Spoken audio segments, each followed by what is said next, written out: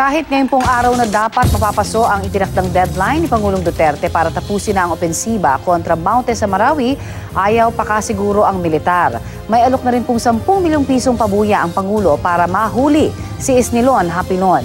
Balitang hatid ni Victoria Tulad. Were it not because government is bound by rules and the values of civilization, I can end this war in 24 hours. Alam mo, bumbahan ko lang lahat yan. This will be over in about 3 more days.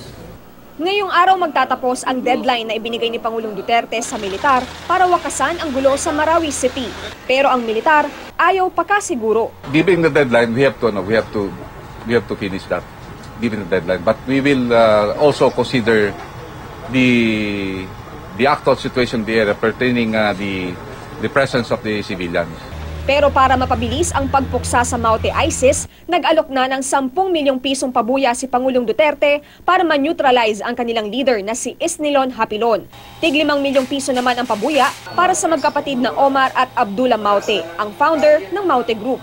Patuloy naman ang airstrikes ng pamahalaan sa mga hinihinalang kuta ng Maute Group sa Marawi City. Pero sa barangay Pugaan sa Ditsaan, Ramain, Lanao del Sur, na 22 kilometro ang layo mula sa Marawi, nakarinig ang mga residente ng pagsabog. Wala namang napaulat na nasaktan sa pagsabog, pero nag-iwan ito ng malaking butas sa lupa. Nang tanungin naman ang militar kung may mintis ba uli sa kanilang airstrike, we need to validate on the alleged hitting a target outside Marawi City.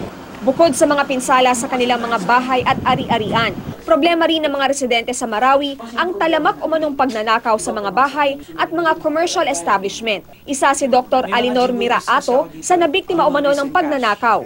Hinalughog ang kanyang bahay at tinatayang nasa 1 milyong piso ng pera at ari-arian ang nawala sa kanya. Ang mga otoridad naman, nagtatalaga na raw ng mga kawani ng barangay para magbantay laban sa mga magnanakaw. Victoria Tulad, GMA News.